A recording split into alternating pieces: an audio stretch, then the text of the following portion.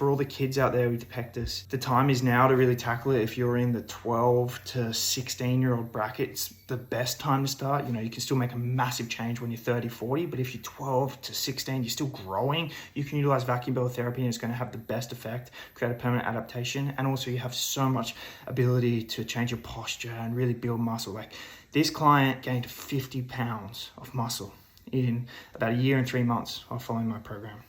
It's incredible, his transformation. His pectus itself has been lifted from the vacuum bellow in conjunction with the training.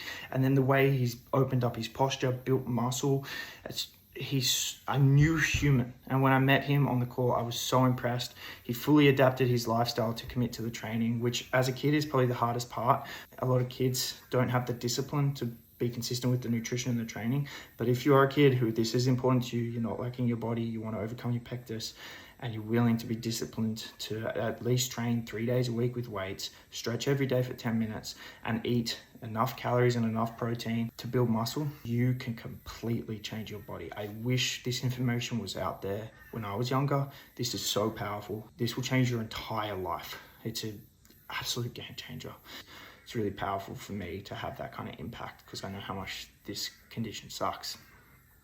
And like, I wish I had this information, and it was just cool to see how much it changed his life. So yeah, if you are, you know, struggling with pectus, regardless of your age, you should sign up, but especially if you're, you know, still a young growing kid, like, because that's when you're most insecure and you're going to get judged and stuff. If you have the ability to change that now, you can change your whole life.